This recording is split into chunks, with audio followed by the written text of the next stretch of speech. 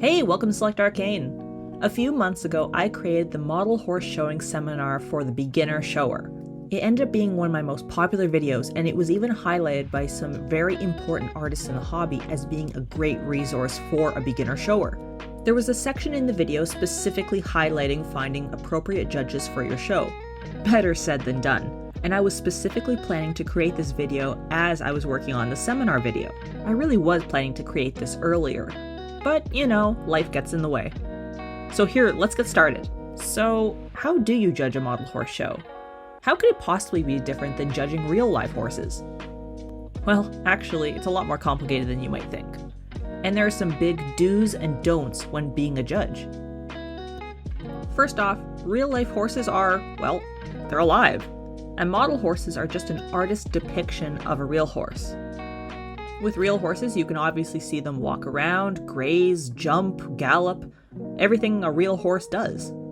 You never really have to consider the biomechanic capability of real horses because they're obviously moving in front of you the way they're supposed to. Model horses obviously don't do that, and as much as we would love to have it happen, they don't spontaneously gallop around our kitchen in the middle of the night. So with that being said, we do have to consider how the model horse would move if it were alive. So I'm going to actually pass it over to my past self from my previous video because I go over all this. Let's talk about the ABCs. That's the ABCs. ABCs are the absolute fundamental part of judging a model horse. So A is for anatomy, B is for biomechanics, and C is for conformation. So anatomy refers to the internal and external structures of the body and their physical relationships. Is this a horse? Is this a cow? Anatomically, what is this? Biomechanics is the study of the structures and function of motion, the mechanical aspects of biological systems at any level from whole organisms to organs, aka can the horse move? Can it function? As the horse walks by and you know that it's a horse, is it walking like a horse? Is it on two legs? That's something that model horses definitely don't have. Model horses don't need to walk around, they don't need to graze, they don't need to lie down and get back up. So that's where biomechanics kind of comes into model horses. Because when you have a sculpture of a horse and you have some wonky anatomy, yes, you can still make out that it's a horse. It might not be a pretty horse, but you can still make out that it is a horse. But as a judge, you need to know in your mind and be trained enough to know, can this horse move? And compared to the other horses on the table, is this horse better suited to win than the others? Which brings us over to conformation. So conformation evaluates the degree of correctness of a horse's bone structure and musculature and its body proportions in relation to each other. This essentially means that this breaks out what breed the horse is. So now that you've established that you have a horse and the horse can move correctly, what kind of horse is this? Is this a Clydesdale? Is this a warm blood? Is this a pony? Things like that. The conformation kind of not just dictates what breed the horse is, but how good that horse is for the breed. So undesirable conformation can limit the ability to perform a certain task. A horse's conformation is usually judged by what is intended for its use, thus to perform a function, and it's one of the first set of traits considered for judging conformation. So when you look at good versus bad conformation, these are two thoroughbreds. They are pure registered thoroughbreds. And if these were model horses, it's quite clear who would be the winner here. Thanks, past me. I couldn't have said it better myself. For the most part, judges in North America really take to the ABC method. It's a method that translates well between breed and performance. This is my personal rule when judging breed. 1. Follow the ABCs. You'll know pretty quickly who is going to be a winner here. 2. Look at the horse's color. Sometimes showers won't put their horse in the correct category. For example, spots do not go in the Arabian class, so therefore that horse can be discounted. 3. Is there a reference for this horse on the table? If it's an unusual breed, is it being documented, or is the shower going to keep you guessing? If I have multiple horses on the table that are an A+ in the ABCs and an A+ with color, I'd like to do one of two things. Either I look to see what the flaws are on the model and use the finish work as an indication, Sometimes the horses are absolutely perfect and you're not so sure, so I fall back on reference, who put the most effort in. If all the horses are equal, I choose the horse where the shower put the most effort in. Now, all of this is assuming that you know your horse breeds inside and out.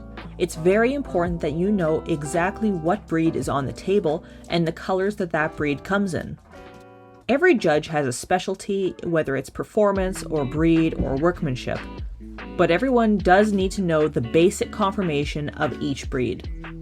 I remember one of my first years showing where somebody put a joke horse on the table calling it a brand new made up purple Appaloosa breed, and it was some ridiculous name, and the judge placed it and gave it a Nan card, even though the horse never existed before, and it was extremely embarrassing. So make sure you are up to date on your breeds. This is so important. Some judges do carry a breed book with them, and there's no harm in checking on your phone as you're working. Calling over another judge to double check your table is perfectly acceptable as well. So just to summarize, you're looking for best of breed on the entire table.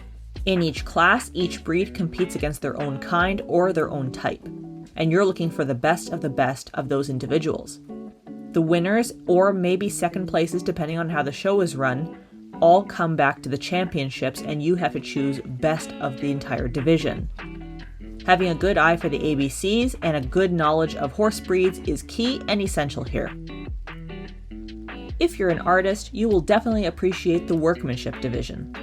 This is not so much if the horse is accurate in its breed or depiction, but rather the artistry behind it. I'm talking about the beautiful paint jobs, the accurate sculpting, and of course, the ABCs. When stepping up to judge, you need to set aside your personal biases because there are going to be a lot of beautiful horses on the table. Just choosing one because it's your favorite color or looks like your own horse is absolutely unacceptable and can really tarnish the show's reputation and your own reputation as a judge. Classes are usually broken down by individual colors, so chestnuts competing against chestnuts, black and bays competing against each other, and so on. The goal is to find the best of the best when it comes to workmanship, or how the artist has portrayed the horse. This class is actually only available for artist resins and customs, and sometimes Peter Stones, because all of these creations are handmade. You will not find Breyer or other factory horses here. Consider the shading, how the artist has depicted the lights and shadows on the horse. Look at the crisp lines. How clean is the model? Has it been dusted? Are all feet touching the ground? These are the things you want to consider in workmanship. For unusual colors and patterns, you expect to see a reference card to show an example.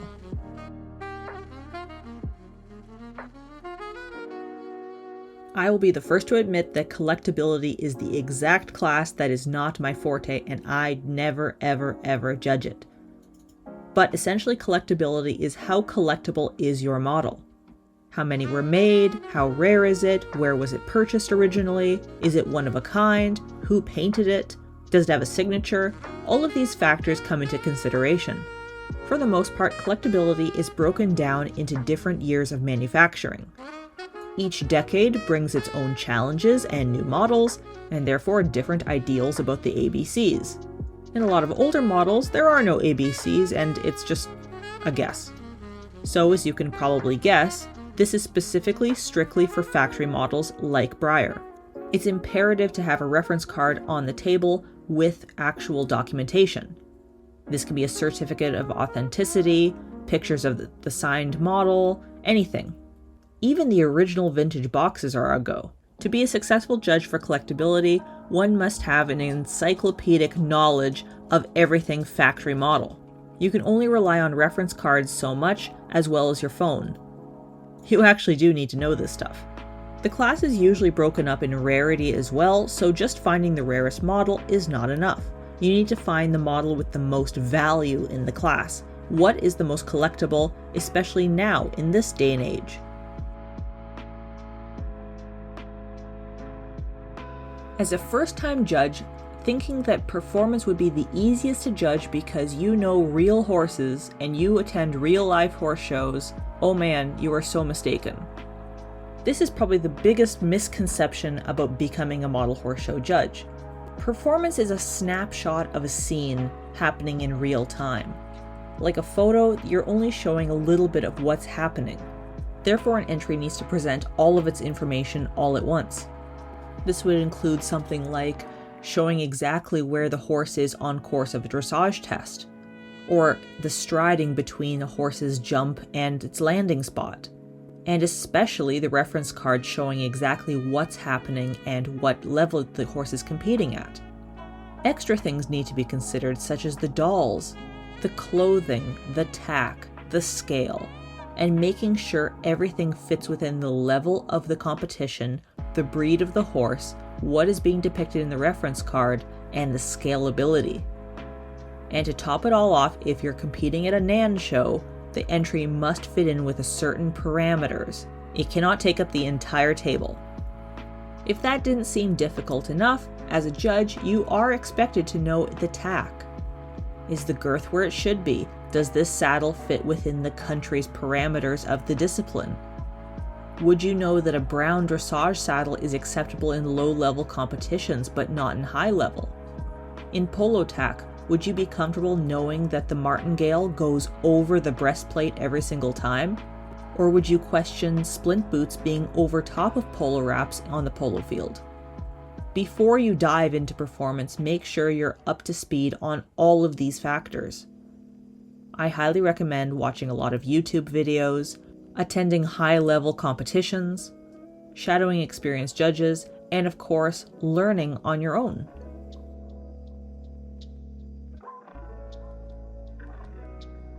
Being a judge isn't just knowing the ABCs, every single horse in the world, and how well your tack fits. It's about upholding the model horse community values, like being an inclusive community that welcomes everyone. It's about helping and answering questions for new showers, or people who just want to learn more about your own method of judging. Model horse shows, as we all know, are supposed to be fun hobby activities. It's supposed to be an escape on a weekend, and for everyone to come together, have snacks, and play with model horses. As a judge, you are upholding these values. You're expected to give a fair evaluation of these horses on the table, not just pick your favorite. You're expected to be polite and kind, and helpful to those who ask. After all, the show host is inviting you to be that person. You're also an ambassador to the hobby, for people who are stepping in and auditing a show, not sure if they want to step into the hobby quite yet. You could be somebody who invites somebody in. Being a fair, honest judge who upholds these values and knows all of the information that's in this video is an incredible asset to the hobby, and you will be invited to participate and judge in a variety of shows around the world. And yeah, that includes Breyerfest. And just remember, if you are judging, sometimes you will be paid for your time. So do treat this seriously, especially if it's a NAN show, because a lot of participants do expect to go to the nationals later on. And if it's a non-NAN just for fun show with round-robin judging, do your best anyways. Participants deserve your best. Remember to not critique somebody's entry unless somebody asks you to. Certainly never announce in public why you chose that horse to win, and the exact specifications. Be humble, be gracious, and be the ambassador that your show host wants you to be, because their face is on the line as well, and their reputation, as well as your own. If you think you want to get into judging, I highly advise that you look out for judging clinics in your local area. This will give you hands-on experience without the overwhelming sensation of actually judging a show. And they're really helpful for learning the ABCs in person. If you enjoyed this video, please like and subscribe. You can find me on Instagram at SelectArcane or on Facebook by the same name. Thanks so much for watching. Bye.